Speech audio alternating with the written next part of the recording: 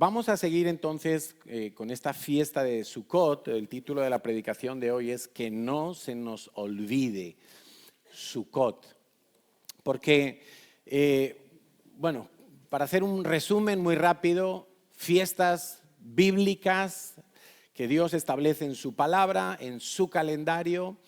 Estamos en las fiestas del otoño. Pasaron las fiestas de la primavera que todos conocemos, Pascua, panes sin levadura, primicias, Pentecostés. Estamos en las fiestas del otoño, hemos pasado Yom Teruah, hemos pasado Yom Kippur, el día de las trompetas, el día de la aflicción, y llegamos a Sukkot. Sukkot significa cabañas, tabernáculos.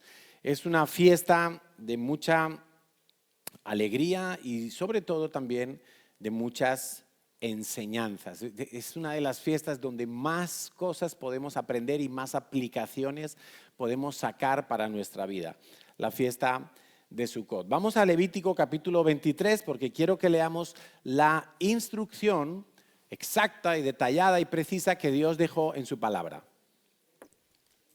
Levítico capítulo 23, versículos 33 en adelante, voy a ir leyendo versículos 33. Y habló Dios a Moisés diciendo: habla a los hijos de Israel y diles, a los 15 días de este mes séptimo, de acuerdo a la Biblia, este mes en el que estamos es el mes séptimo. Se parece a septiembre, pero resulta que septiembre es el mes noveno de nuestro calendario. Qué curioso, ¿verdad? Bueno, mes séptimo, a los 15 días, eso fue este jueves pasado, es decir, miércoles por la tarde, empezó la fiesta de Sukkot. A los 15 días de este mes séptimo será la fiesta solemne de los tabernáculos a Dios por 7 días. Es una fiesta a Dios, no es una fiesta a nosotros, no es una fiesta para yo pasármelo bien. Es una fiesta donde Dios tiene que ser el centro y el enfoque de todo. 35. El primer día habrá santa convocación, ningún trabajo de siervos haréis. Es complicado que nosotros podamos hacer eso porque en nuestra sociedad no se rige por el calendario bíblico, sino por el calendario de España. Entonces, son los días festivos que hay, los que tenemos. 36. 7 días, esa es la ventaja, que como dura 7 días, pues va a caer un fin de semana en esos 7 días y es el que aprovechamos, como aprovechamos antes de ayer viernes, para tener una vigilia de Sukkot, como han aprovechado los jóvenes para hacer una acampada relativa a Sukkot, y hoy domingo pues lo aprovechamos todos. Dice, 7 días ofreceréis ofrenda encendida a Yahweh, el 8º día será también un día de santa convocación y ofreceréis ofrenda encendida a Dios. Es fiesta, ningún trabajo de siervos haréis. Una semana que tiene un día y otro día, 2 fiestas para los israelitas. Hasta el día de hoy lo siguen haciendo. Y el 8º día será también día de reposo. Versículo 42. En tabernáculos, en cabañas, habitaréis 7 días. Esa fue la instrucción que Dios le dio al pueblo de Israel. Habitaréis en tabernáculos 7 días. Todo natural de Israel habitará en tabernáculos. 43, muy importante. Para que sepan vuestros descendientes que en tabernáculos hice yo habitar a los hijos de Israel cuando los saqué de la tierra de Egipto, yo, Yahweh, vuestro Dios. Si nosotros queremos entender bien esta fiesta, cómo aplica a nuestras vidas esta fiesta, nosotros tenemos que vernos como aquel Israel, el pueblo, las 12 tribus, que estuvieron más de 400 años en Egipto, esclavizados por el faraón y por el sistema de Egipto, y cómo Dios sacó sobrenaturalmente a Israel de Egipto con las 10 plagas, y cómo Dios nos sacó a nosotros de la esclavitud de nuestro pecado, y cómo Dios los llevó con una promesa de ir a una tierra prometida, a una tierra que fluye y mana leche y miel, y cómo Dios nos ha prometido a nosotros sentarnos con Él a la mesa en las bodas del Cordero. Si nosotros somos capaces de hacer ese juego de paralelismo de que nosotros somos como aquel Israel, que Faraón representa a Satanás, que Egipto representa el mundo, la esclavitud representa el pecado y todo ese poder sobrenatural que Dios usó para sacar a Israel y llevarlo hacia la tierra prometida es el poder con el que Dios te ha sacado a ti de la esclavitud del pecado, te ha limpiado, te ha dado vida nueva, un corazón nuevo, una mente nueva y te ha prometido vida eterna en su presencia. Ahora bien, sabemos que el pueblo de Israel no salió de Egipto y fue directamente a la tierra prometida, sino que estuvieron en el desierto por causa de su desobediencia. Estuvieron 40 años, un trayecto que podría haber sido de varios, quizá 2, 3 meses, teniendo en cuenta que eran entre 1 y 2 millones de personas los que tenían que hacer todo ese peregrinaje y que había una parte de desierto. Bueno, pongamos 2 meses, 3 meses. Pero todo eso se convirtió en 40 años, porque Dios los tuvo que estancar en el desierto y tenerlos allí moviéndose en diferentes zonas del desierto cuando Dios les iba dando indicaciones, porque Dios estableció que toda la generación de 20 años hacia arriba, por haber sido los responsables de la desobediencia nacional, los adultos, esos tenían que morir en el desierto, no iban a entrar a la tierra prometida. Los únicos los únicos adultos que pudieron entrar a esa tierra prometida fueron Josué y Caleb. Pero ni siquiera Moisés entró. Moisés murió en el monte Nebo, allí cerca al otro lado del Jordán, en la zona de Jericó, por decirlo así. Hay un monte Nebo, lo que hoy actualmente es Jordania, y desde allí Moisés pudo ver la tierra prometida, pero no pudo entrar a la tierra prometida. Eso fue lo que Dios estableció a causa de la desobediencia de ellos. Aprendemos entonces primero, es una santa convocación, quiere decir que Dios nos convoca y el motivo es de Dios y es para Dios, no es algo trivial, no, es algo importante, es algo a lo que Dios le da importancia. Segundo, dice, cuando hayáis recogido el fruto de la tierra. Por eso tenemos aquí una muestra de frutas más o menos típicas de esta época del año, porque tenemos uvas, tenemos manzanas que se recogen en esta época, la granada. La naranja y el limón estacionalmente son un poquito más de invierno, son más hacia final de año, pero como hoy en día ya podemos comer ciruelas todo el año y melocotones todo el año, la fruta que se recoge en esta temporada suelen ser los árboles frutales, la uva, la aceituna, también se cosechaba a final del verano. Entonces dice, cuando ya habéis recogido todo eso, os vais a presentar delante de mí a hacer una fiesta. Y parte, ahora lo vamos a leer, de lo que tenían que hacer era traer ofrendas de los frutos, como diciendo, bueno, Señor, el fruto que tú me has dado, yo lo traigo a ti, y por varias razones tenían que presentar el fruto ante Dios. Primero, para dar gracias, evidentemente, que todo viene de Dios, todo es gracias a Dios.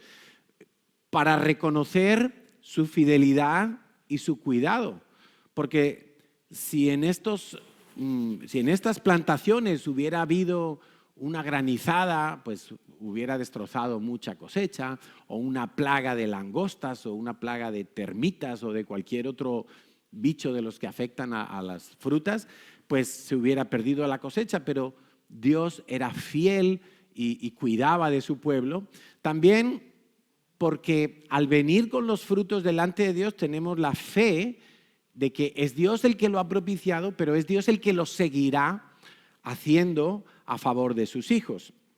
Entonces venimos también por esa razón de fe, venimos también por responsabilidad, porque tenemos que rendir cuentas delante de Dios, porque todos los aspectos de nuestra vida tienen que pasar el filtro de Dios. Y no es lo mismo, yo le dije a Diana, bueno, comprar frutas bonitas, no me las traigáis del chino que vende la fruta picada, más barata pero picada. Entonces, no, traerme las frutas bien bonitas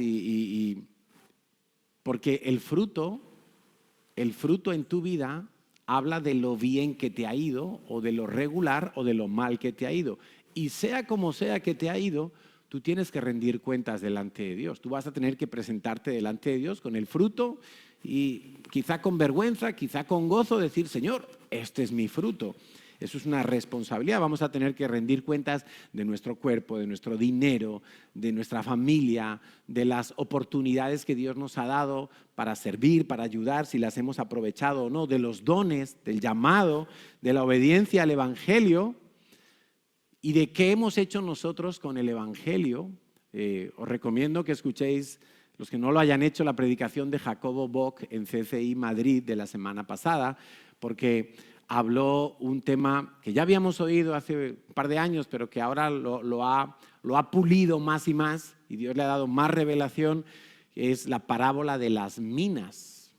La parábola de las minas, a diferencia de la parábola de los talentos, es que la mina, que es el Evangelio, se le entrega a todos en la iglesia para pasarlo y negociar con la mina. Os dejo ahí la inquietud de escuchar, en vez de escuchar tantas tonterías de las redes sociales y tanto TikTok y tanta chorrada, escucharos esta predicación. Preciosa, preciosa, y una gran enseñanza y una gran responsabilidad. Todos vamos a rendir cuentas delante de Dios. Es una fiesta alegre, es una fiesta igual que Yom Teruah y Yom Kippur son fiestas como un poquito más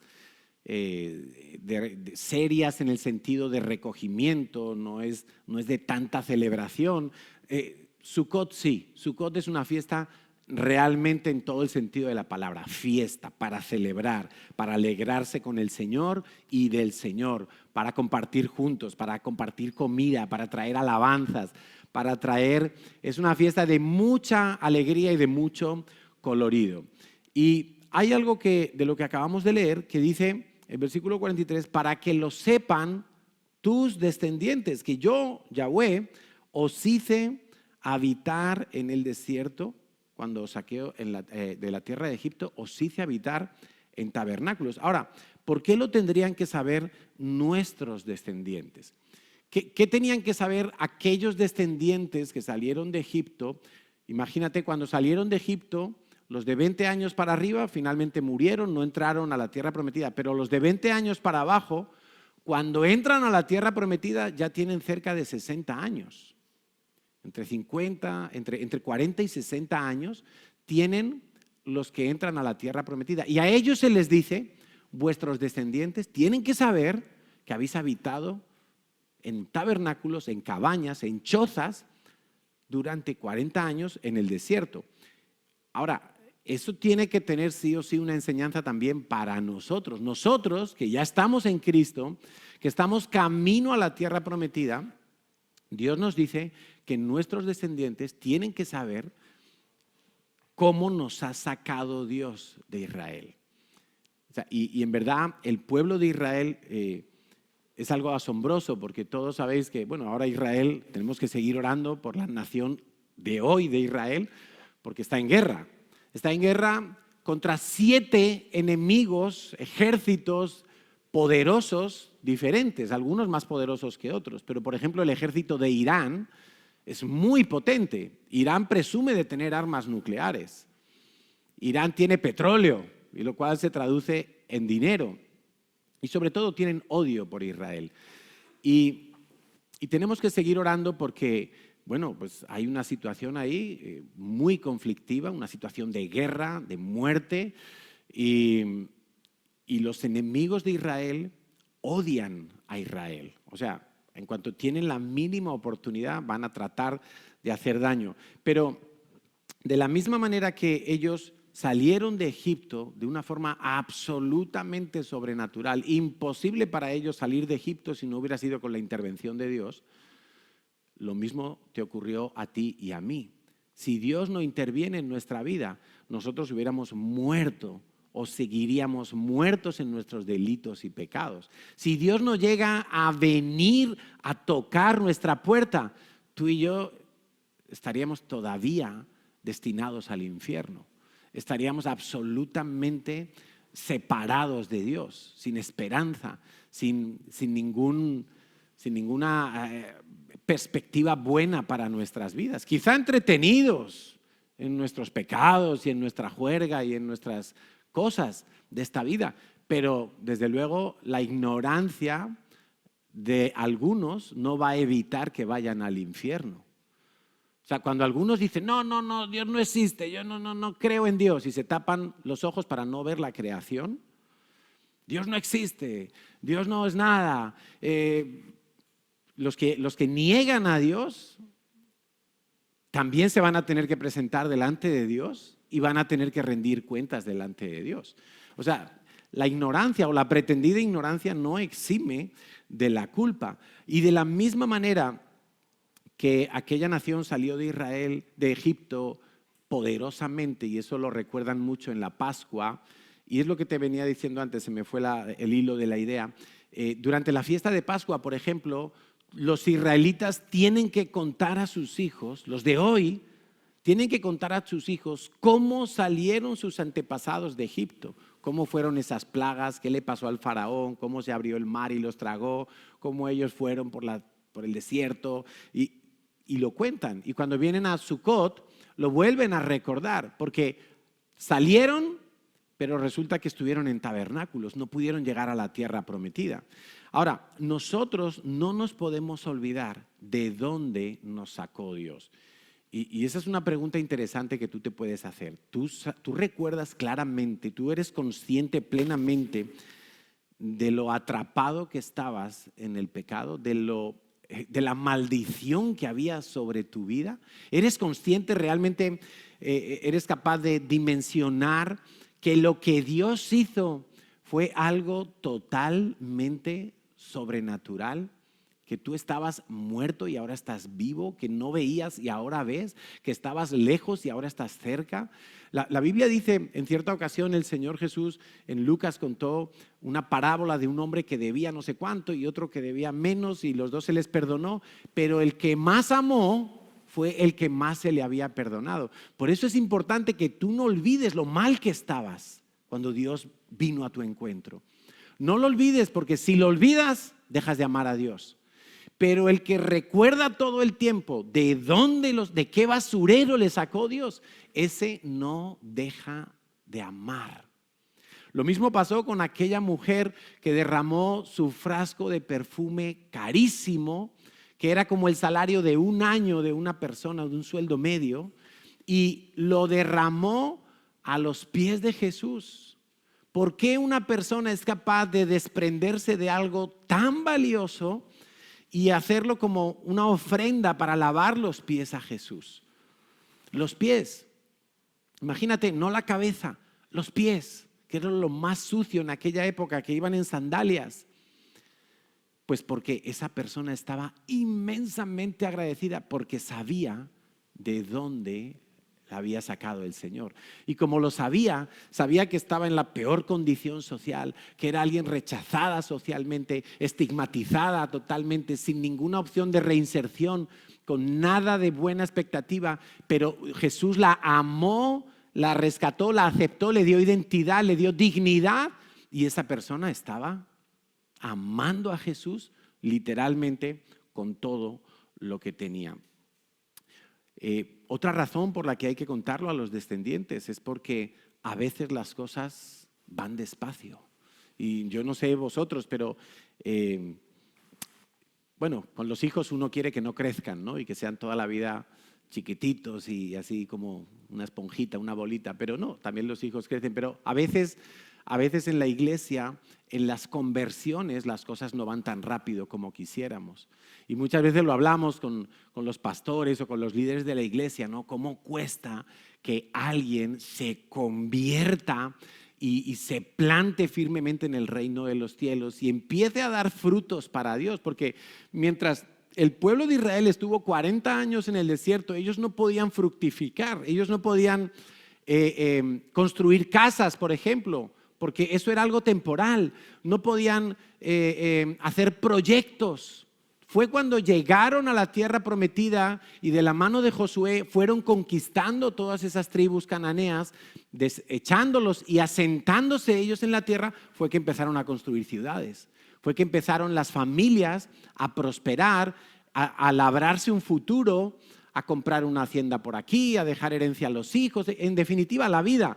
Pero mientras estuvieron en el desierto, todo era como, bueno, a ver, mañana vamos a por el maná que sale, tal, pero y si mañana Dios dice que se mueva el campamento, pues aquí no podemos hacer mucho, no construyamos mucha cosa porque esto es temporal.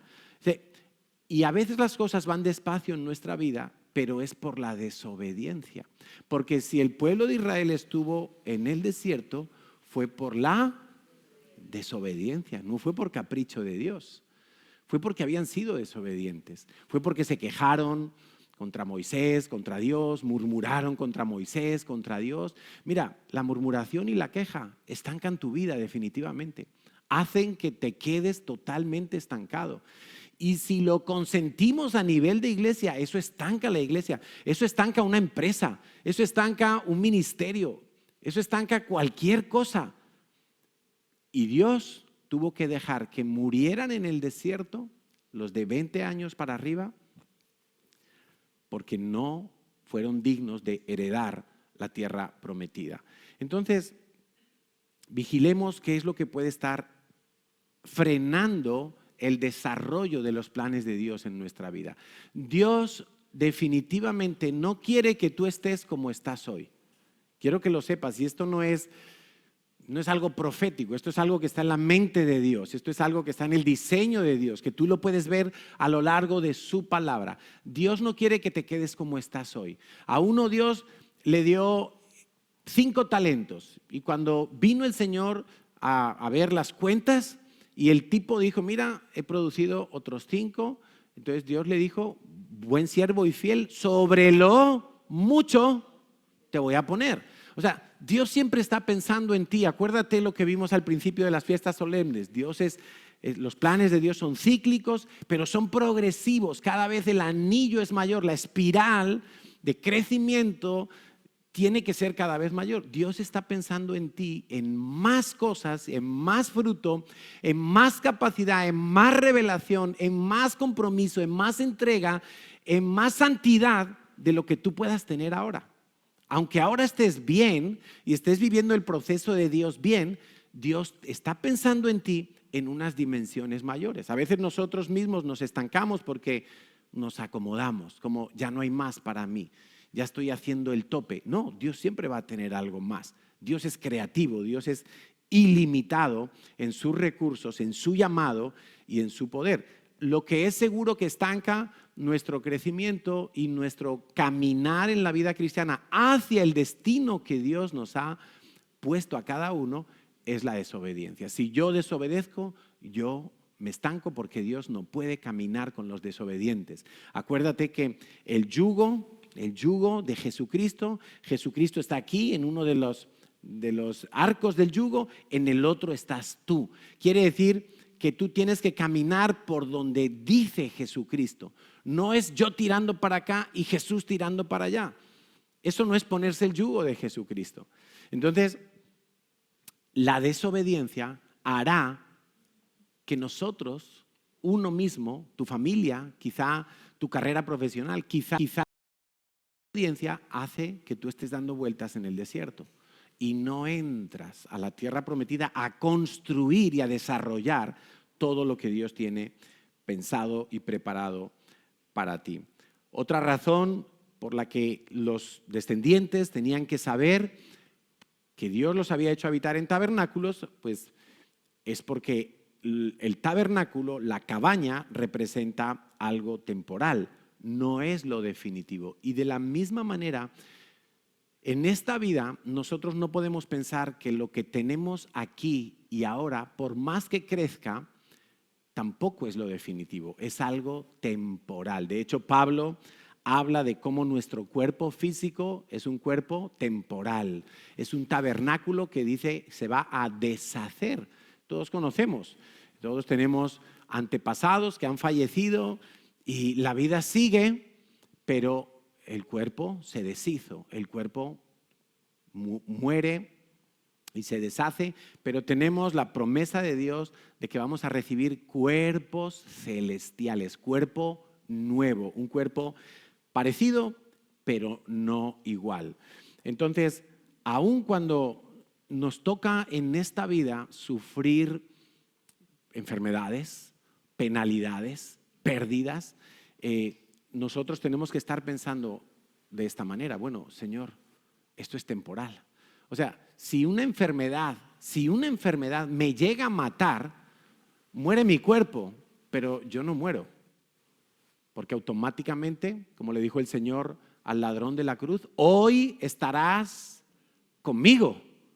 Estaba a punto de morir el ladrón de la cruz y Jesús también.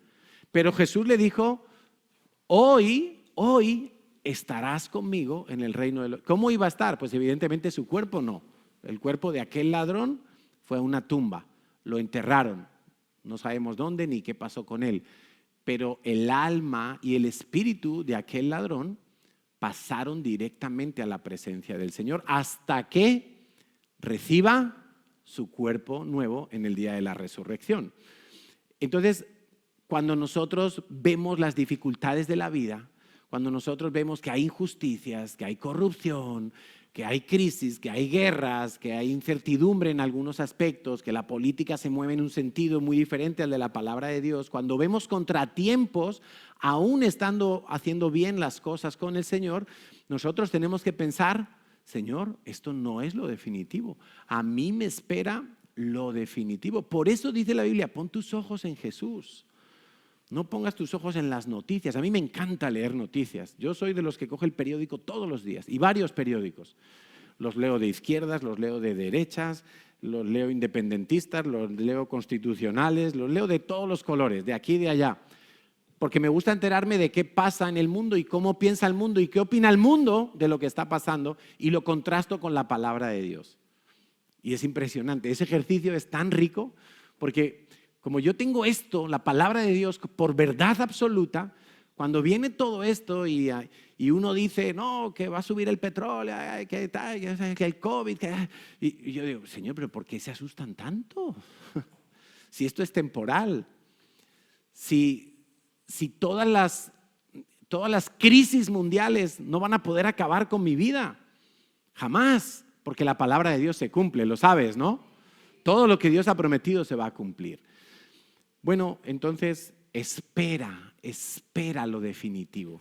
Cuéntale a tu descendencia que lo que hoy tienes y lo que ellos van a tener no es lo definitivo. Mira, la gente que se aferra mucho a las cosas de esta vida, y creo que todos hemos podido experimentar esto en mayor o menor medida, porque aquí, a ver, ¿a quién no le hace ilusión estrenar unas zapatillas, por ejemplo? ¿No? Y te ves: ay, mira, me he comprado las zapatillas, están chulísimas, parece que voy flotando. O vas y te compras un bolso, o te haces un tratamiento en el spa y sales como pero en 10 días se pasó el efecto. Ay, que me he puesto por aquí shy, por aquí shy, por aquí shishu, y a los 6 meses, a los 2 años tienes que volver a inyectarte porque se pasó el efecto. Estrenas un coche y parece que vas como el presidente de España. A los 3 meses, ya a los 10 meses, al año, ya dices: uy, este coche ya no huele a nuevo. Uy, ya este coche ya me estoy cansando de él. Todo en esta vida, la ilusión que nos hacen las cosas, se pasa. Porque es que es imposible que perdure. El único que perdura es lo de Dios. La verdad de Dios es la que no pasa de moda, es la que nunca pierde vigor, la que nunca pierde brillo, la que nunca pierde el enfoque. Es la palabra de Dios, es el Señor mismo. Entonces, no te aferres a lo temporal. Espera lo definitivo. En aquel tiempo, lo temporal era esa cabaña en la que tenían que pasar en el desierto. Lo definitivo, entre comillas, era la tierra prometida. Pero en el sentido espiritual, para nosotros, este cuerpo es nuestra cabaña. Es la cabañita donde nos ha tocado vivir temporalmente. 60, 70, 80, 90, 100 años y ya. Pero nos espera lo definitivo, y ese tiene que ser nuestro enfoque. Ahora, un aspecto interesante de los 40 años que pasaron en el desierto los israelitas, vuelvo a repetir, 40 años en el desierto. ¿Habéis estado en algún desierto alguna vez? Así, pero no pasando por un avión por el desierto, sino estando en el desierto. Bueno, yo he estado en dos. Uno en Israel, que es el desierto de Judea, y el desierto que hay ya hacia la parte sur de Israel, en Beerseba y todo por allí. No es un desierto muy típico, así con dunas y con cosas así, no, es más bien como piedra seca y no hay árboles y no hay árboles. He estado también en el Sáhara, y el Sáhara sí es un desierto más típico, de arena y arena y arena y no se ve dónde termina la arena, y por la noche hace frío y por el día hace un calor que te mueres y es muy inhóspito, no es un lugar para vivir. De hecho, cuando hemos ido a Israel y visitamos a los beduinos del desierto para que nos cuenten cómo es la vida en el desierto, eso no es vida. Bueno, y ellos ahora viven con aire acondicionado, con ventiladores, con carpas de doble tela, con impermeables. No, en aquella época no era así. O sea, vivir en el desierto no se puede. Es imposible. ¿Por qué? Porque no puedes cultivar nada. Los animales necesitan una gran cantidad de agua. Un camello, una vez me lo dijeron, bebe no sé cuántos litros de agua. O sea, es una locura. Las personas necesitamos agua para vivir. No podemos estar más de 3 días sin beber agua. Entonces, es un lugar donde no se puede vivir. Salieron de Egipto entre 1 y 2 millones de personas. Pongamos la cifra más baja, según los que han hecho los cálculos. 1 millón de personas. O sea, eso es muchísimo. ¿Cuánta gente hay en Barcelona?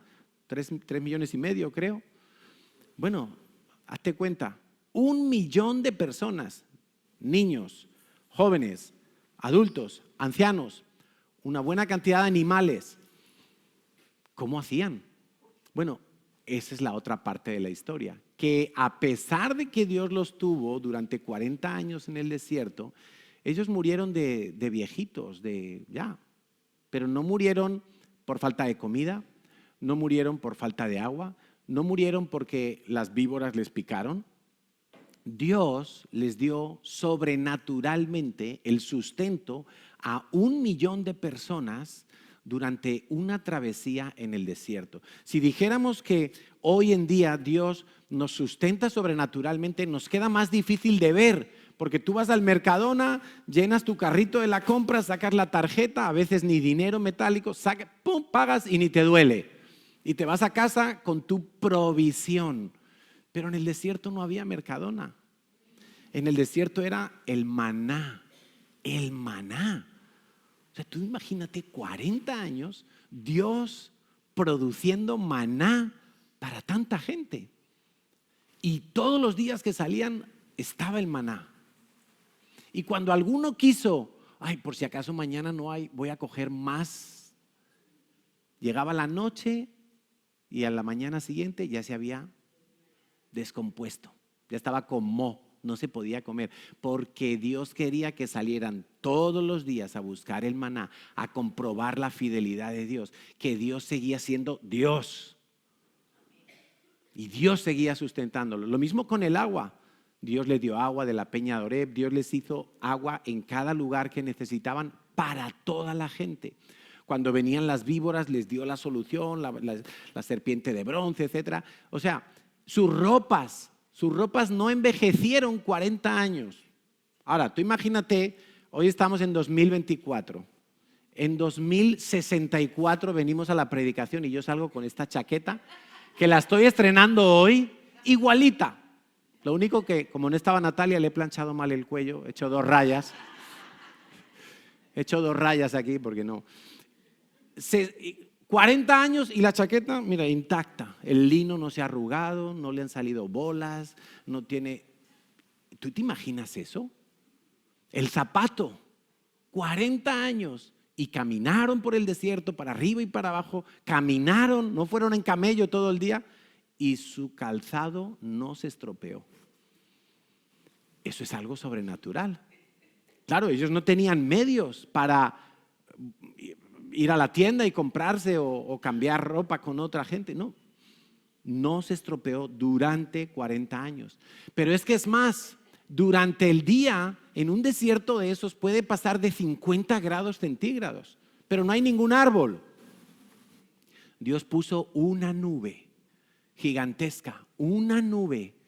Y eso lo hemos comprobado estando en Israel, estando en el Mar Muerto, por ejemplo, que es una zona desértica, 400 metros por debajo del nivel del mar, un hoyo literalmente en la tierra, porque cuando Dios destruyó Sodoma y Gomorra, la tierra se alteró allí, literalmente, y hace un calor allí, que uno sale del hotel y sales y te vuelves a entrar. O sea, no quieres estar fuera ni para ir al Mar Muerto a echarte un baño allí, en agua caliente, por cierto, en verano. Pero hemos visto que algunas veces de repente se ha puesto una nube y es que cambia la sensación en un momento. Bueno, Dios hizo eso durante 40 años, cada mañana. Dios ponía una nube para dar sombra a todo el campamento de Israel. Pero por la noche en el desierto puede bajar la temperatura hasta por debajo de 0 grados, temperatura de congelación. Y Dios puso una columna de fuego gigantesca, como esos pozos de petróleo que de repente empiezan a arder y sale una columna de fuego. Dios puso una columna de fuego, calefacción gratis, gas natural libre, para calentar por las noches al pueblo de Israel. O sea, eso lo contamos ahora y lo leemos en la Biblia y nos parece, ay sí, Dios puso una nube. Ahora tú imagínate que Dios se hubiera olvidado un solo día de poner la nube, hubieran muerto la mitad. Pero si a la siguiente semana se olvida otra vez, hubieran muerto el resto ya, rematados. Los que apenas sobrevivieron hubieran... Pero eso, ¿qué te está diciendo Dios? Dios nunca se va a olvidar de lo que tú necesitas. Pero tienes que tener la fe para recibirlo. Santiago dice, el que pida, no dude, porque si duda, no va a recibir nada. Porque el que duda, dice, es inconstante. Entonces, claro, hay gente que en la vida cristiana es, ay, hoy creo en Dios, hoy mi fe está por las nubes, nunca mejor dicho, hoy estoy rebosante, hoy creo que Dios va a hacer todo y que Dios me va a sacar de este problema. Pero llega el lunes y dudan, y entonces el doble ánimo les lleva a no mirar a Dios, a no confiar en Dios, y dicen, no, yo tengo que buscar soluciones. Y para buscar soluciones soy capaz de saltarme límites, de saltarme mandamientos de Dios, de saltarme leyes humanas, soy capaz de lo que sea. Entonces ya, ¿van a recibir algo de Dios? No, nada. Santiago dice nada. ¿Qué van a recibir? Lo que ellos consigan. Y como lo consigan y con las consecuencias que traigan asociadas. Pero no van a recibir nada de Dios. Ahora, Dios nos está diciendo, tú cuéntale a tus descendientes cómo Dios ha provisto para ti. Muchas veces la gente me pregunta, Carlos, ¿cuántos años llevas de pastor? Mira, nosotros en 2001 salimos de nuestros trabajos, Natalia de su trabajo, yo del mío. Salimos quiere decir, bueno, no salimos, cambiamos de trabajo. Dejamos los trabajos que teníamos para trabajar a tiempo completo para la iglesia. Y algunos me dicen, pero ¿y cómo hizo Dios? Y esa fue la preocupación de nuestras familias, no creyentes. ¿Cómo vais a hacer con 3 hijos pequeños? Bueno, 2, porque en aquel tiempo Carlitos no había nacido. ¿Cómo vais a hacer y para qué habéis estudiado una carrera y os vais a dedicar a eso? A esa cosa que no sirve para nada. Así hablaba nuestra familia. Y nosotros dijimos, no, pues si es que antes de ser pastores y trabajar a tiempo completo para la iglesia, claro, yo recibía una nómina de una empresa en la que trabajaba, pero yo sabía que el que me sustentaba era Dios. Mi fuente era Dios. Entonces, cuando yo entro a trabajar para la iglesia, evidentemente recibo una nómina, pero ¿quién es la fuente? Sigue siendo Dios. Ahora la nómina me llega de Comunidad Cristiana Integral, pero la fuente es Dios. La fuente sigue siendo Dios. Dios usa a quien Él quiere y como Él quiere para proveerte, pero la fuente es Dios. Para mí fue de tanta paz tener esa fe práctica, decir, no, claro, pero si es que a mí no me va a pagar fulanito, que era el que me pagaba antes, es que a mí antes me pagaba Dios.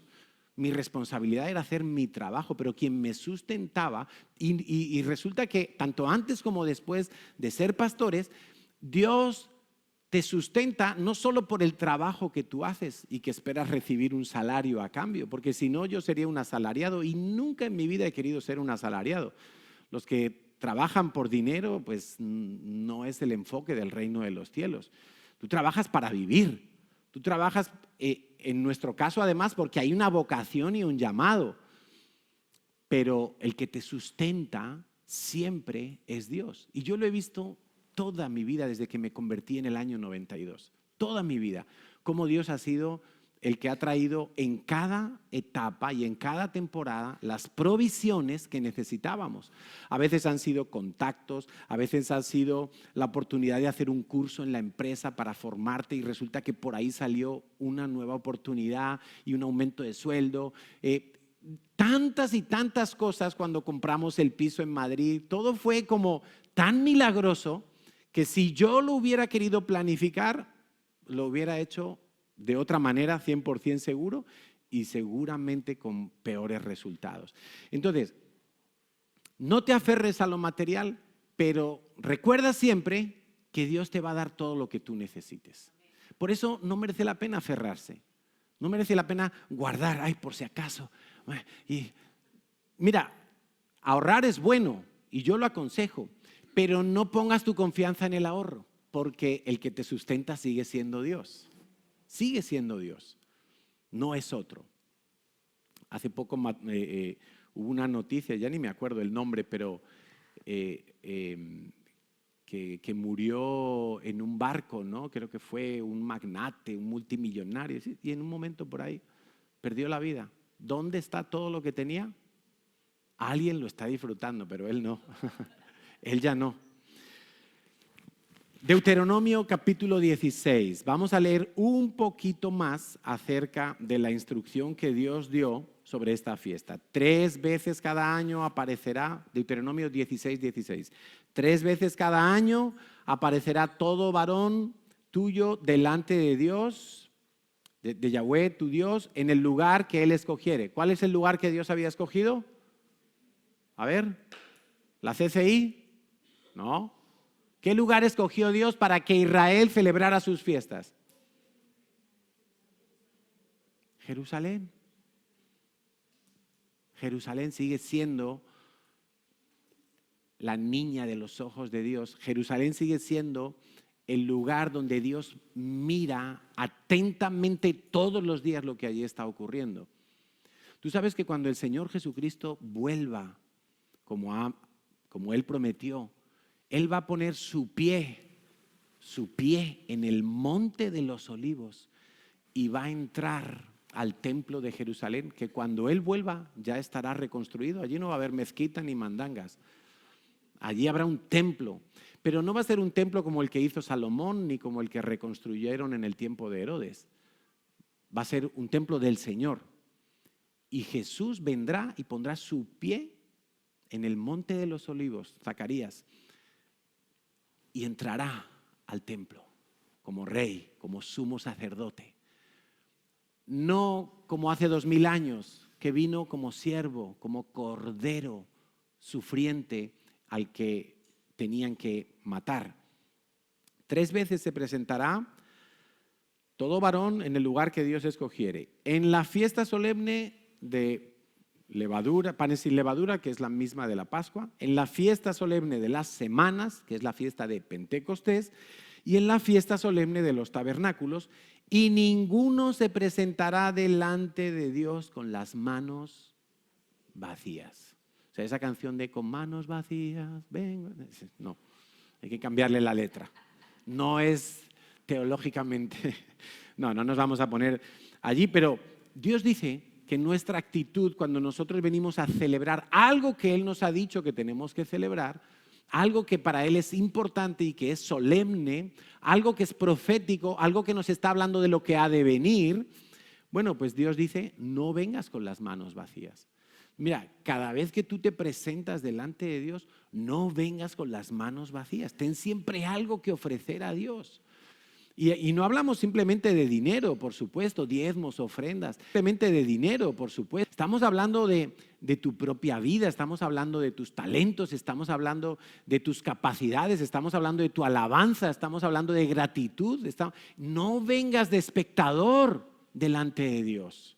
Siempre tienes que traer algo para ofrecer a Dios. Tiene que haber un fruto de tu vida con el cual tú te presentas delante de Dios. Qué tristeza presentarse sin fruto. Aquel hombre al cual le habían dado un talento fue y lo escondió. Y entonces él se presenta delante del Señor y le dice, aquí traigo el talento que me diste. ¿Y el fruto dónde está? Esto no es el fruto. No, esto es lo que yo te di.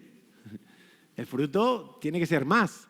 O sea, si yo te doy una semilla de naranja, ¿qué espero yo ver dentro de un año cuando vuelva? Naranjas, no la semilla allí podrida.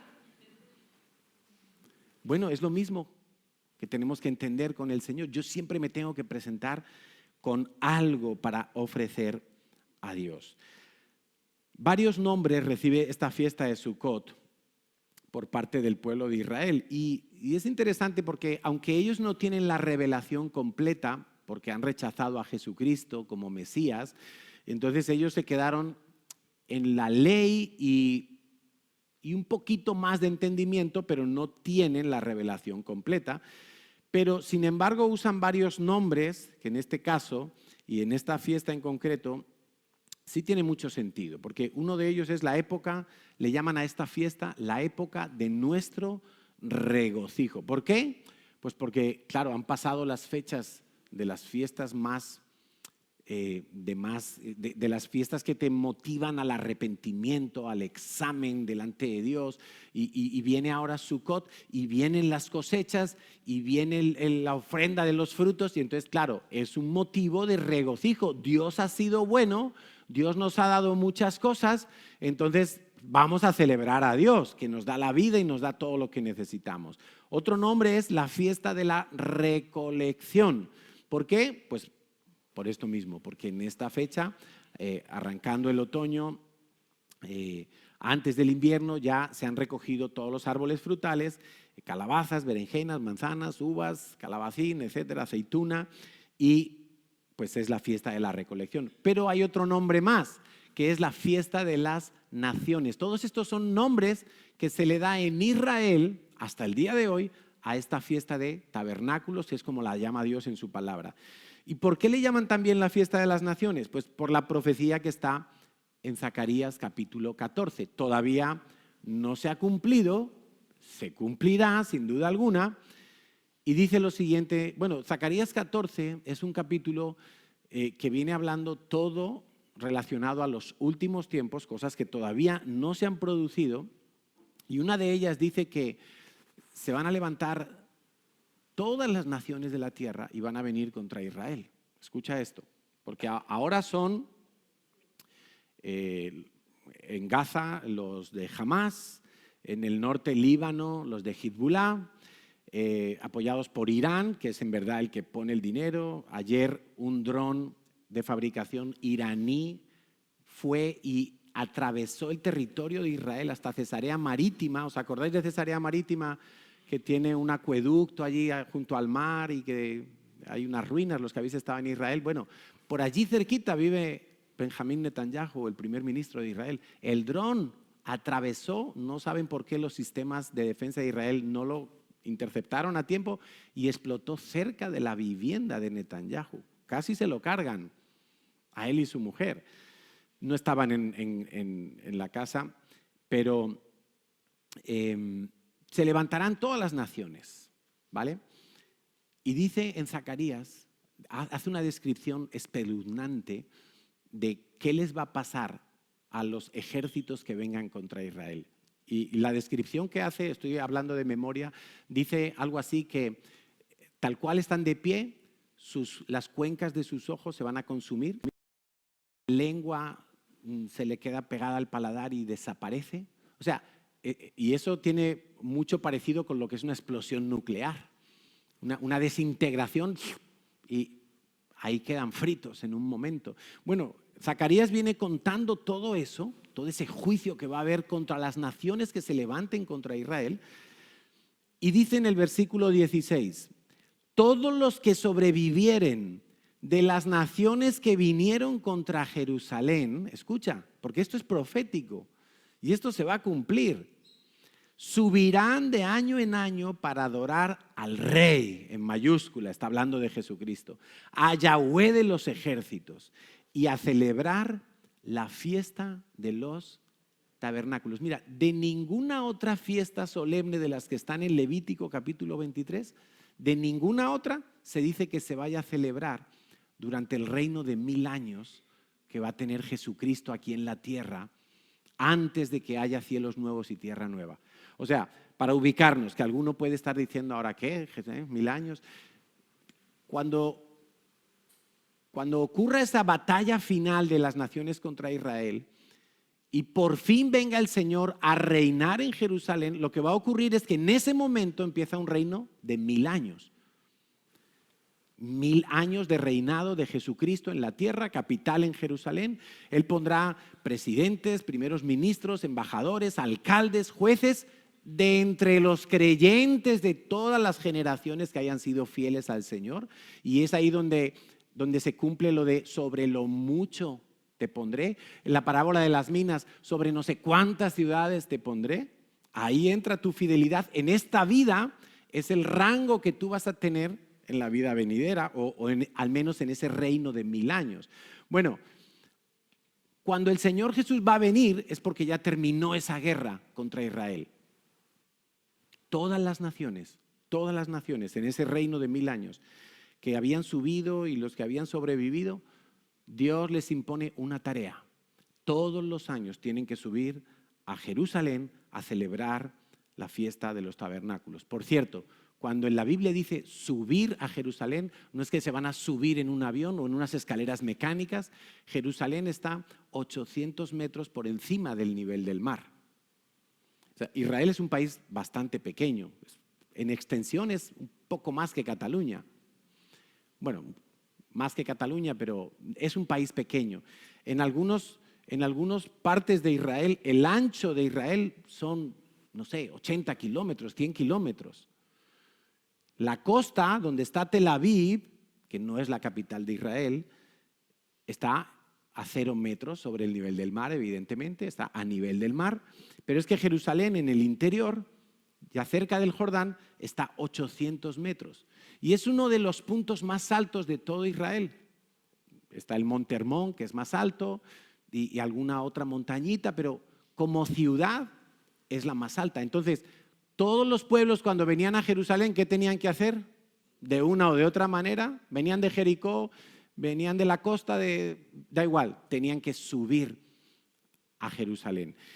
Dice el versículo 17, acontecerá que los de las familias de la tierra que no subieren a Jerusalén para adorar al Rey, Yahweh de los ejércitos, no vendrá lluvia sobre esas naciones.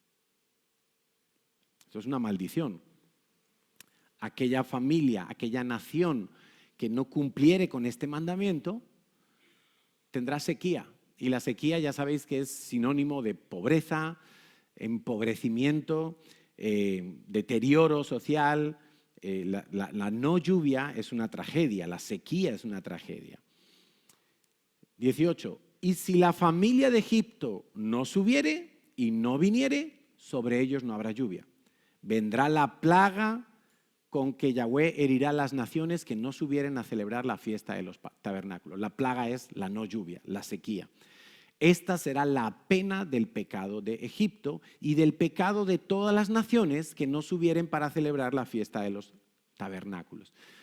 Por lo tanto, ya de entrada, aquí que estamos de muchas naciones y nacionalidades, pero la mayoría vivimos aquí, algo bueno que nosotros podemos hacer es pedirle perdón a Dios porque cómo están nuestras naciones con respecto a Israel.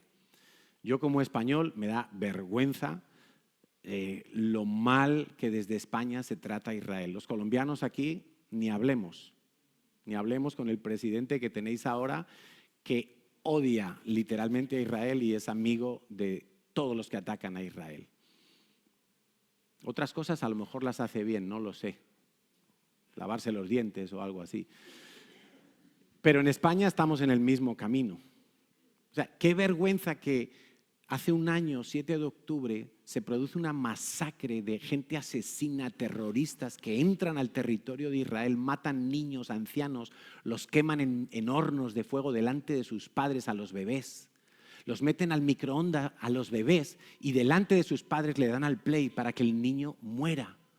O sea, esa calaña de gente, que eso no es ni guerra, eso es daño por daño, terrorismo. Eran civiles, la mayoría de los que murieron aquel día eran civiles. Civiles, no soldados israelitas, civiles. Y que el presidente de España aproveche toda esta situación para decir: yo reconozco el Estado soberano de Palestina.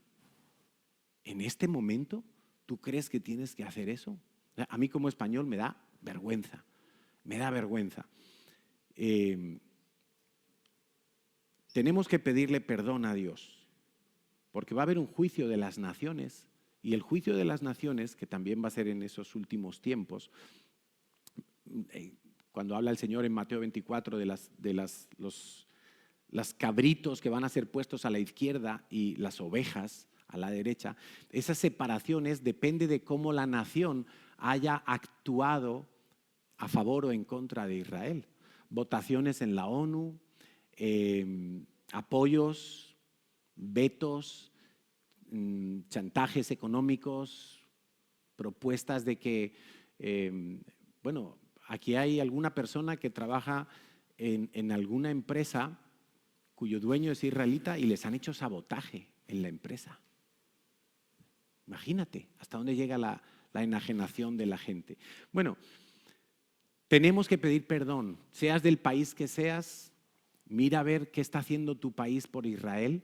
Ha habido momentos, por ejemplo, hablando de Colombia, donde Colombia se puso del lado de Israel. En este momento no. Venezuela, horrible. O sea, horrible. El anterior presidente Chávez maldijo a Israel públicamente en sus discursos que hacía en televisión. Dijo: maldigo a Israel desde el vientre, desde mis entrañas. ¿Y de qué murió? De un cáncer por esta zona que le arrasó. Porque Dios dijo a Abraham, el padre de todo Israel y el padre de los que no somos Israel, pero somos por la fe hijos de Dios, porque Abraham es padre de las dos. Dios le dijo a Abraham: al que te bendijere, yo lo voy a bendecir. Y al que te maldijere, Dios lo va a maldecir.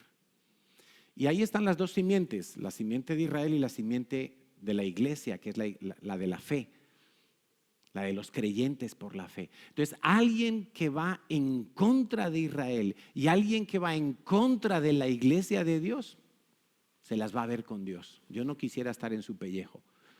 Por eso, lo mejor que nosotros podemos hacer, independientemente de lo que haga nuestra nación o la nación donde vivimos, donde Dios nos ha traído a vivir, independientemente de eso, es nosotros bendecir a Israel.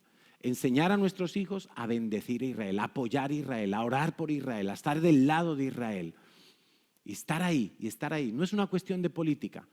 No es una cuestión de si la guerra debe parar antes o después o llegar a un acuerdo de esta o de aquella manera. Mira, no. Es que ese conflicto no se va a resolver. Es que no se va a resolver. Porque igual que Ismael persiguió a Isaac y la esclava persiguió a la amada, eso seguirá ocurriendo hasta que el Señor vuelva. No lo arregla ningún tratado de paz. No lo arregló Kennedy, ni Reagan, ni Clinton, ni lo va a arreglar nadie, ni la ONU, ni ningún ejército, ni cascos azules. Nadie va a arreglar esto. No se va a arreglar. Porque es un asunto espiritual. Quiero que lo entendáis. Ahora, eso no quita que Queremos que haya paz en aquella región y no haya guerra, por supuesto. ¿Quién quiere la guerra? ¿Quién quiere masacres? ¿Quién quiere muertos? ¿Quién quiere gente sufriendo? No queremos eso, pero es que es inevitable. Eso va a seguir ocurriendo. Eso va a seguir ocurriendo. ¿Sabéis que este tipo al que mató Israel esta semana pasada, Sinwar, estuvo 23 años en una cárcel israelita? Por lo mismo, por terrorismo, etcétera, etcétera. Estuvo 23 años. En un momento dado que los de Hamas, o no sé quién fue, secuestraron a un soldado israelita, te estoy hablando hace como 15, 18 años atrás, lo secuestran, lo llevan a territorio de Gaza y lo retienen. Y entonces empiezan a negociar los terroristas con el gobierno de Israel. ¿Queréis que soltemos al soldado? El soldado se llamaba Gilad Shalit, un soldado joven. ¿Queréis que soltemos al soldado? Me tienes que dar 500 presos de los que están en las cárceles de Israel. Terroristas con delitos de sangre, me los tiene 500 por una vida, la del soldado. Bueno, después de muchas negociaciones, Israel accedió. Uno de los que salió de la cárcel fue Sinwar. Se esperaba de él que después de 23 años en una cárcel, donde le surgió un tumor cerebral, y las autoridades de Israel lo llevaron a un hospital, que ya sabéis que los hospitales de Israel son de lo mejorcito, le operaron el tumor cerebral, le salvaron la vida. Y después en ese intercambio lo liberan. Hombre, uno esperaría que, no sé, por lo menos no pongas ninguna bomba ya, dedícate a hacer la paz. Algo, ¿no? Calma a los de tu pueblo, ¿no? Pues se puso a liderar. Él fue el que diseñó todo el ataque del 7 de octubre, donde murieron 1000 y pico israelitas civiles, la mayoría. O sea, no se va a arreglar nunca. En el año 2005, Israel, después de negociaciones, se retiró de la Franja de Gaza, porque Israel tenía allí su ejército de manera permanente para vigilar que no hubiera bombas, ni atentados, ni grupos terroristas organizados. Bueno, la ONU, Estados Unidos, todos convencen a Israel, hombre, salir de allí para que ellos ya se autogobiernen. Israel se retiró por completo, no dejó ni un militar, ni un policía allí, todo para los palestinos.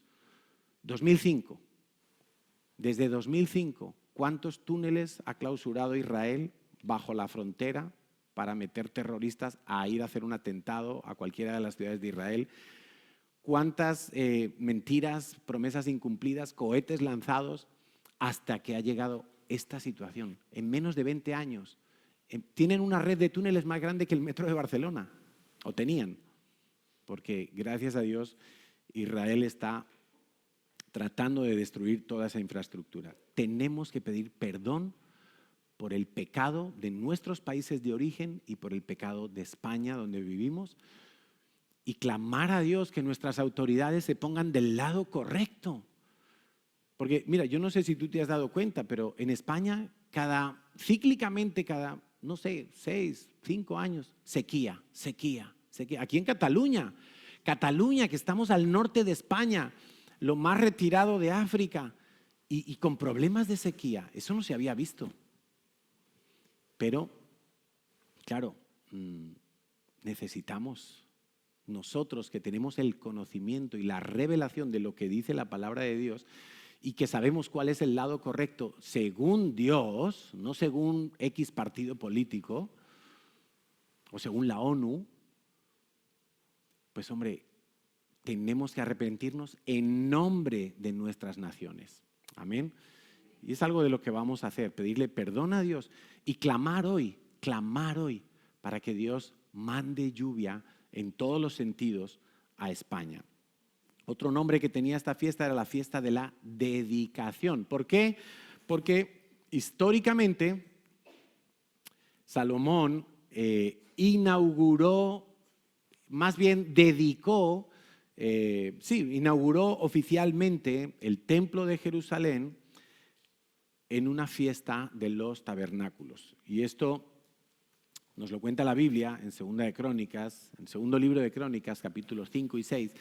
Pero quiero que sepas una cosa muy interesante. Cuando Salomón inaugura ese templo. Evidentemente hay una fiesta por todo lo alto, además aprovechando que era la fiesta de los tabernáculos, que es de mucha alegría. Manda traer el arca que tenía su padre, el rey David, en un tabernáculo junto a su casa en Jerusalén. Manda traer el arca para ponerla en el templo nuevo, en el lugar santísimo, como estaba establecido por Dios. Y Salomón hace una oración solemne. Y ¿sabes? Ese día Salomón oró por ti. Algunos se sorprenden, pero Salomón oró por ti ese día. Quiero leértelo en segundo libro de Crónicas, capítulo 6, versículo 32 y 33. Entre todas las oraciones que hizo Salomón, Salomón dijo: también al extranjero que no fuere de tu pueblo Israel. Y quiero hacer un paréntesis muy rápido aquí. Hay cristianos de los que se llaman mesiánicos que creen que son el pueblo de Israel añadido ahí. Bueno, no sé de dónde se sacan eso, no sé si es que tienen una partida de nacimiento que diga que son de la tribu de Leví, o de Judá, o de Simeón, o de Benjamín, o de Efraín. No, creo que no. Pero a ellos les gusta creer eso. Los únicos que se llaman mesiánicos con todo el sentido de la palabra son judíos de verdad, que pueden demostrar que son judíos y que se han convertido a Yeshua Hamasía, a Jesús el Mesías, a Jesús el Cristo. Esos son los únicos que pueden llamarse mesiánicos. Entonces nosotros, que muchas veces hemos ido a Israel, este año parece que no se va a poder ir, aunque hay que esperar a ver qué pasa con las elecciones de Estados Unidos, porque hay una teoría por ahí y tiene sentido que en cuanto salga el nuevo presidente o presidenta de Estados Unidos, pues se va a acabar el conflicto de Israel, y que por eso Israel está ahora acelerando todos los ataques posibles, porque ya después todas las posiciones tienen que quedar muy claramente definidas, y si alguien le tiene que apretar a Israel para que deje de seguir atacando, pues lo va a poder hacer porque ya no perderá votos. Esa es la cosa, ¿no? Pero bueno, independientemente de eso, al extranjero que no fuere de tu pueblo Israel, que hubiere venido de lejanas tierras a causa de tu gran nombre y de tu mano poderosa y de tu brazo extendido, si viniere y orare hacia esta casa, hacia este templo en Jerusalén, tú oirás desde los cielos, desde el lugar de tu morada, y harás conforme a todas las cosas por las cuales hubiere clamado a ti ese extranjero, para que todos los pueblos de la tierra conozcan tu nombre y te teman, así como tu pueblo Israel, y sepan que tu nombre es invocado sobre esta casa que yo he edificado. Esa fue la oración de Salomón. Salomón oró por todos los que alguna vez hemos ido o hemos tenido el anhelo de ir a Israel para bendecir a Israel. No hace falta ir a Israel para bendecir a Israel, pero si puedes ir y Dios te lo permite, y pues yo te recomiendo que vayas, si las circunstancias lo permiten. Pero en cualquier caso, allí Salomón oró para que las oraciones de los extranjeros que van con esta motivación correcta de temer a Dios y de honrar al Dios de Israel, pues Dios iba a responder esas oraciones. Otro nombre era la fiesta de las luces, porque se encendían muchos candelabros gigantescos. Y dos cosas quiero decir para terminar. Una es que para nosotros cobra mucho sentido la fiesta de los tabernáculos en Jesucristo, aparte de lo profético que está por cumplirse, porque el Señor Jesús nació en esta época del año. Alguno dirá, no, el 25 de diciembre no. 25 de diciembre no, bajo ningún, imposible. Y te voy a decir por qué. Quique padre, Enrique, nuestro pastor, explicaba hace unas semanas que es muy difícil, y en esto concuerdan la mayoría de los teólogos, es muy difícil saber si realmente hoy es el día 15 o el día 20 del mes tal de la Biblia. Es muy difícil saberlo, porque ha sido casi imposible que mantengan bien la cuenta. Es más, dentro del judaísmo hasta el día de hoy hay diferentes corrientes teológicas, ninguna se pone de acuerdo en qué día exacto estamos del año. Pero lo que es seguro es que está terminando el verano, y está empezando el otoño. Eso lo tenemos todos muy claro porque España es un país que tiene el mismo clima que Israel. O sea, lo correcto de esto sería que viviéramos en Israel para saber qué estación del año estamos viviendo. Pero como España e Israel están en la misma latitud, tenemos, y Mediterráneo además, tenemos un clima súper parecido. Hasta el punto, te diría, que Tel Aviv es muy similar a Barcelona y Jerusalén es muy similar a Madrid, porque Madrid también está en una meseta, 600 metros por encima del nivel del mar. Súper parecidos, las cosechas son iguales, los periodos de los ciclos de los frutos, etcétera, etcétera, son iguales. Pero entonces nos cuenta la Biblia que, y no lo voy a leer porque este es un estudio muy interesante, pero no hay tiempo hoy de desarrollarlo, pero os dejo con la inquietud y si alguien quiere este estudio yo se lo puedo enviar. En el Evangelio de Lucas nos cuenta cómo fue el nacimiento de Juan el Bautista, que su padre, que se llamaba Zacarías, era un sacerdote de la orden de Abías, o sea, Abías era uno de los descendientes de Aarón. Bueno, todo eso estaba muy estructurado, muy detallado en el Antiguo Testamento. Zacarías era de una tribu sacerdotal y por ser de esa tribu sacerdotal le tocaba servir en una determinada época del año en el templo de Jerusalén. O sea, él no iba al templo cuando le daba la gana o según la rota esa del church suite que hacemos nosotros. No, a él ya tenía, la rota la hacía Dios y está en su palabra, está descrita. Los de tal orden en tal mes, los de tal orden en tal mes. Bueno, y él está allí sirviendo en los 15 días que le tocaba servir.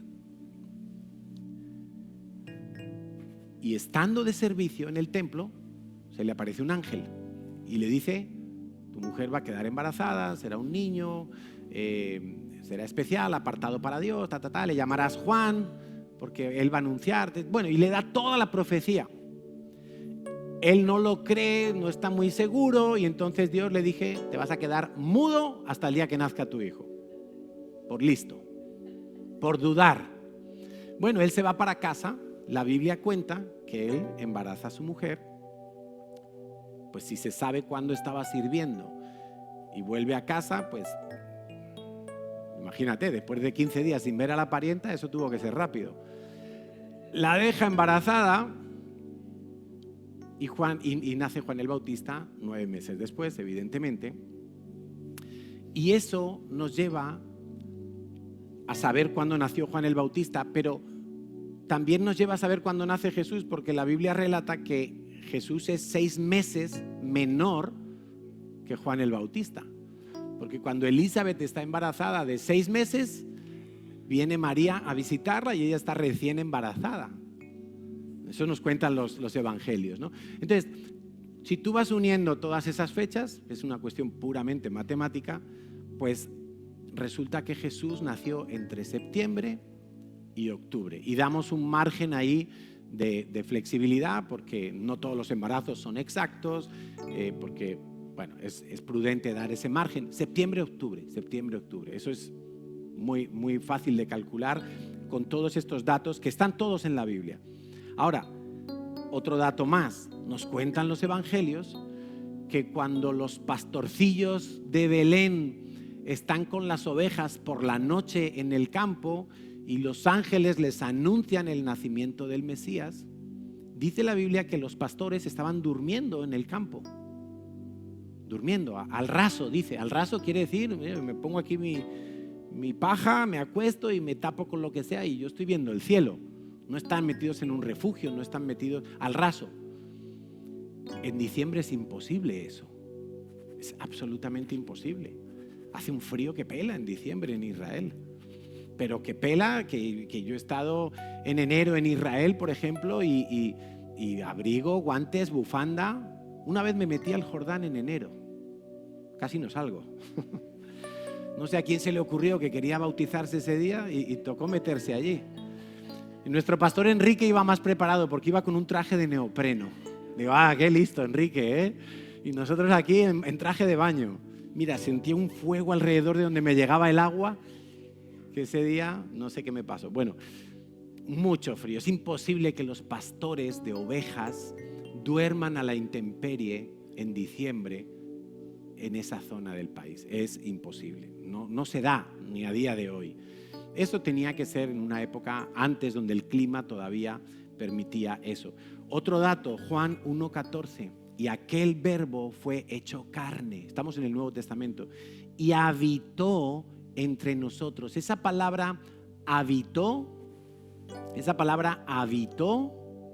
en griego significa hizo su tabernáculo. La misma palabra que en el Antiguo Testamento. Jesús habitó, puso su tabernáculo entre nosotros. Por cierto que los niños en casa esta semana han estado haciendo, con los papás, con los niños, ¿no? Han estado haciendo cabañita o medio así, como, bueno, la manualidad, pero también así un poquito a lo hippie. Ahí estamos.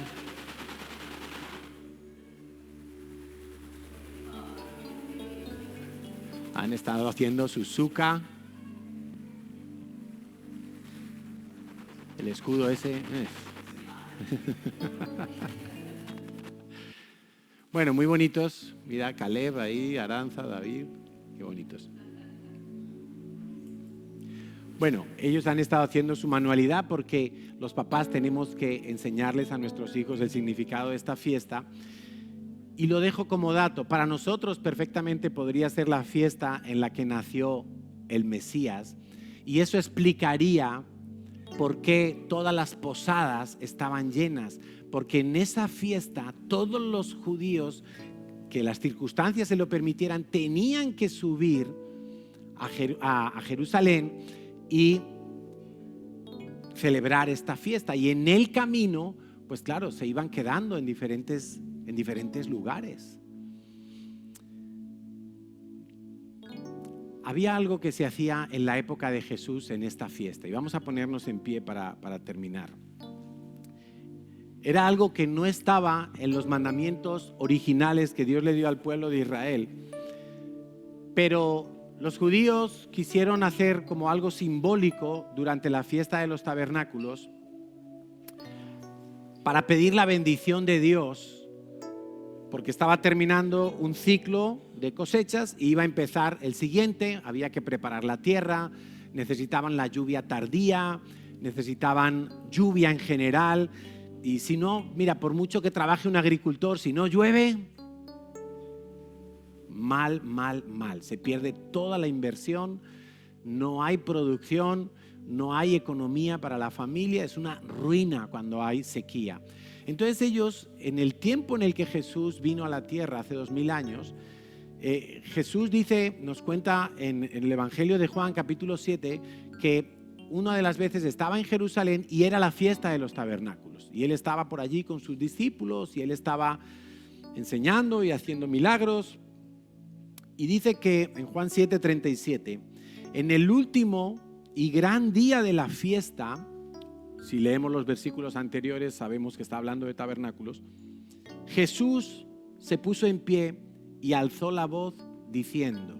Y lo que dijo Jesús está relacionado con lo que estaba haciendo el sacerdote en ese momento en el altar del templo, que habían hecho. ¿Cuál era ese simbolismo? Que no lo he contado. Un sacerdote bajaba desde el templo al estanque de Siloé, 500 metros de recorrido cuesta abajo, cogía una jarra de plata o de oro, la llenaba de agua, la subía de nuevo hasta el templo y la derramaban sobre el altar, como pidiéndole a Dios que no faltara la lluvia para ese año agrícola que iba a comenzar.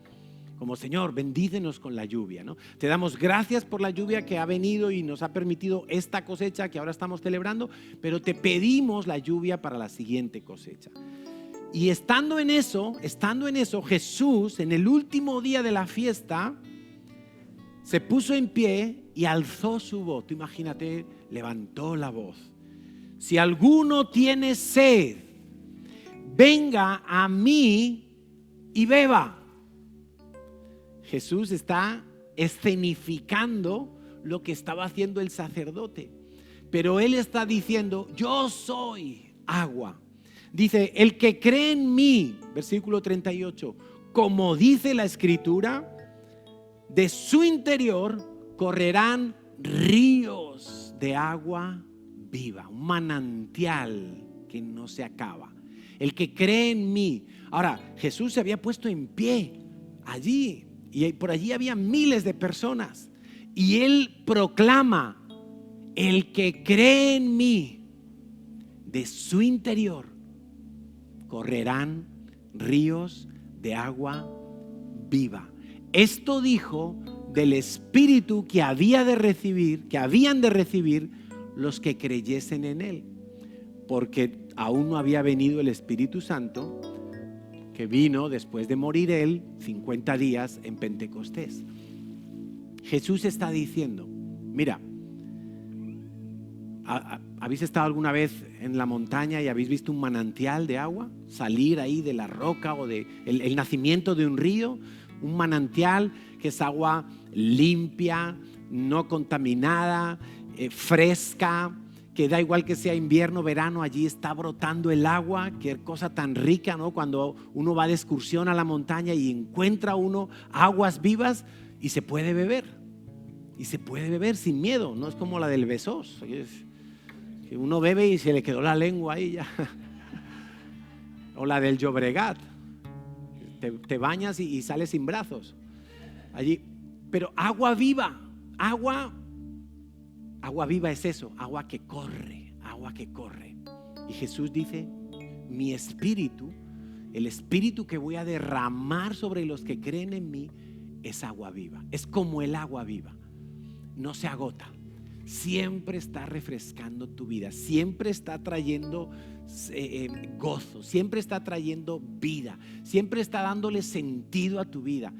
No vas a necesitar otra cosa, tendrás otras cosas, porque no nos ha llamado Dios a vivir en desiertos y en cuevas.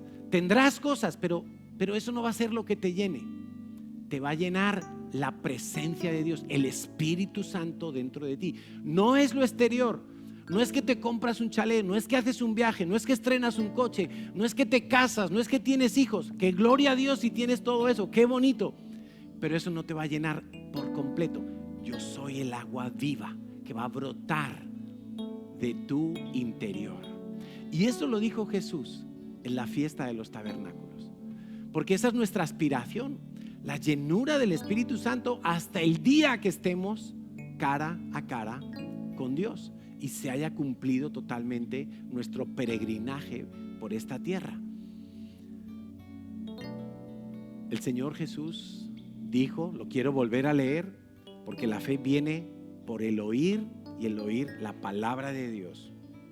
Jesús dijo: si alguno tiene sed, si después de haber probado en esta vida tantas y tantas cosas, sexo, drogas, alcohol, compras, posesiones materiales y cosas buenas, familia, amistades, trabajo, carrera profesional, logros, metas, conquistas, títulos.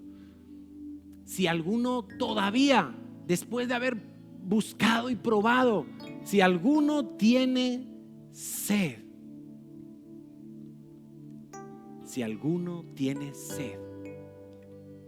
venga a Jesús y beba. Tú tienes que ejercitar tu voluntad. Tú eres el que tiene, la fuente está ahí. Tú tienes que venir a la fuente. Tú tienes que moverte hacia la fuente. Tú tienes que decir: yo tengo sed, Señor. He probado, he buscado, he mirado, he hecho negocios, me lo paso bien, pero tengo sed todavía. En esta vida tiene que haber algo más. Y si tú crees que Jesucristo es ese algo más, el que cree en mí, dice Jesús, como dice la Escritura, no de otra manera. No se trata de creer en Jesús como me enseñaron mi cultura y aquí por allá y yo me invento un Dios a mi medida. No. Como dice la Escritura. ¿Y cómo dice la Escritura? Que Jesús es el Cordero de Dios que quita el pecado del mundo. Que si tú te arrepientes de tus pecados, de lo que Dios llama pecado, no de lo que tú llamas pecado, de lo que Dios dice que es pecado, si tú te arrepientes y vienes a Jesús con fe, Él quita quita tu pecado. No queda nada, ningún resto de ese pecado. Delante de Dios eres justo, limpio, santo, amado, hijo, heredero, destinatario de su gracia.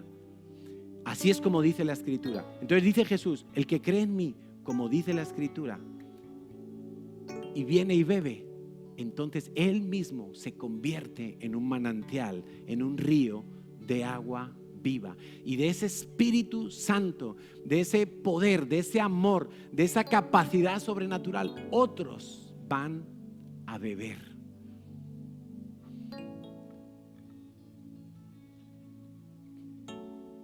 El que cree en mí.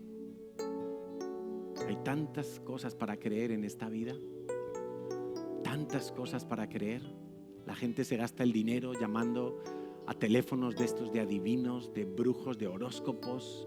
Por la noche llaman y quieren saber el futuro y quieren saber tantas cosas. Hay tantas cosas para creer hoy en día. Hay tantas religiones en el mundo, tantas religiones. Ninguna religión, ninguna, ni una sola religión habla de la gracia. Todas son méritos que uno tiene que hacer, comportamientos, leyes que uno tiene que lograr cumplir para que algo de esos dioses llegue a tu vida. Ninguna, salvo Jesucristo, habla de la gracia, donde Él muere por ti y tú disfrutas de la vida, de la justicia de Dios. ¿Habías pensado en eso?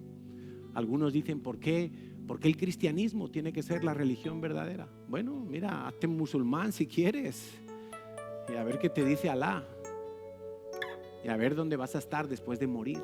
Hazte budista si quieres y practica el yoga y haz lo que quieras. El Señor Jesús hoy sigue diciendo, si alguno cree en mí, si alguno cree en mí, venga y beba.